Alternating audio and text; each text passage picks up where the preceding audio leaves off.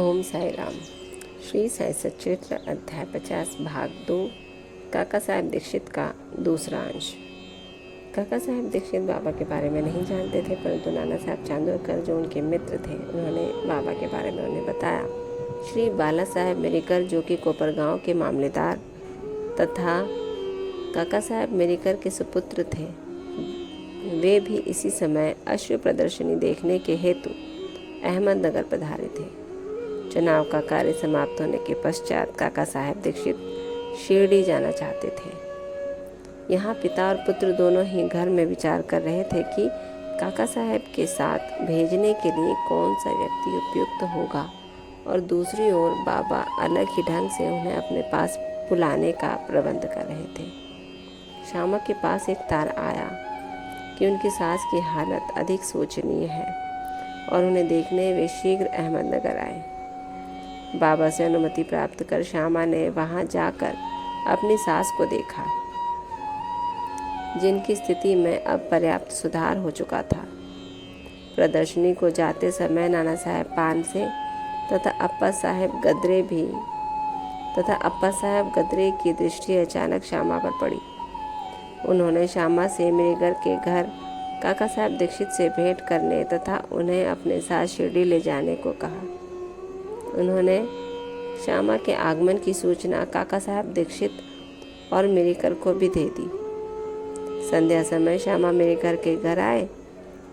मेरिकर ने उनका काका साहब दीक्षित से परिचय करा दिया और फिर ऐसा निश्चित हुआ कि काका साहब दीक्षित उनके साथ रात 10 बजे वाली गाड़ी से कोपरगांव को रवाना हो गए। इस निश्चय के बाद ही एक विचित्र घटना घटी। बाला साहेब मेरिकर ने बाबा के एक बड़े चित्र पर से पर्दा हटाकर काका साहेब दीक्षित को उनके दर्शन कराए, तो उन्हें यह देखकर आश्चर्य हुआ कि जिनके दर्शनार्थ मैं शिरडी जाने वाला हूँ, वे ही इस चित्र के रूप में मेरे स्वागत हेतु यहाँ विराजमान हैं। तब अत्यंत द्रवित होकर वे बाबा की वंदना करने लगे। यह चित्र मेघा का था और कांच लगवाने के लिए मेरे घर के पास आया था। दूसरा कांच लगवाकर उसे काका साहब दीक्षित को तथा श्यामा के हाथ वापस शिरडी भेजने का प्रबंध किया गया। 10 बजे से पहले ही स्टेशन मास्टर पहुंचकर उन्होंने द्वितीय श्रेणी का टिकट ले लिया। जब गाड़ी स्टेशन पर आई तो द्वितीय श्रेणी का डिब्बा खचाखच भरा हुआ था। उसमें बैठने को तिल मात्र भी स्थान न था।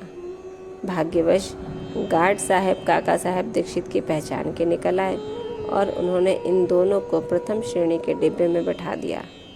इस प्रकार सुविधापूर्वक यात्रा करते हुए वे कोपरगांव स्टेशन पर उतरे।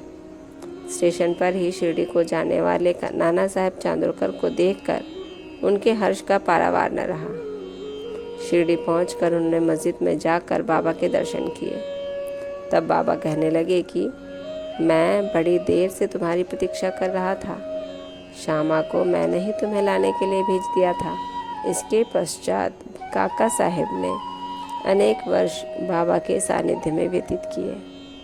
उन्होंने शिरडी में एक वाड़ा अर्थात दीक्षित वाड़ा बनवाया, जो उनका प्रायः स्थायी घर हो गया।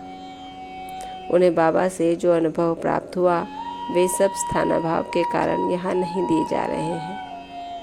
पाठकों से अर्थात श्रोताओं से प्रार्थना है कि वे श्री साई लीला पत्रिका के विशेषांक काका साहेब दीक्षित भाग 12 के अंक 6 से 9 तक देखें। उनके केवल 1-2 अनुभव लिखकर हम यह कथा समाप्त करेंगे।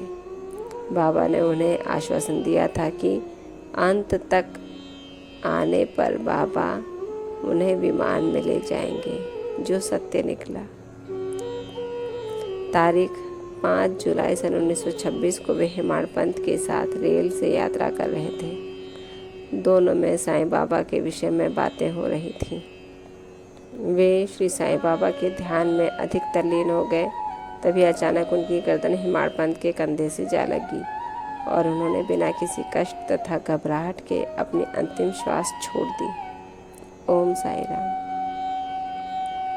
बाबा जिन भक्तों को अपने पास बुलाना चाहते हैं, वो उन्हें अपने पास बुला ही लेते हैं, भले ही वो कितने ही मीलों दूर क्यों ना हो। बाबा अपने भक्तों को कभी नहीं छोड़ते और उनका हर समय साथ देते हैं, उनका ध्यान रखते हैं। इसी के साथ ये अंश यहीं समाप्त होता है। बाबा आप सब पर कृपा रखें, आपको आशीर्वाद दें और कष्टों से दूर रखें। ओम साई राम।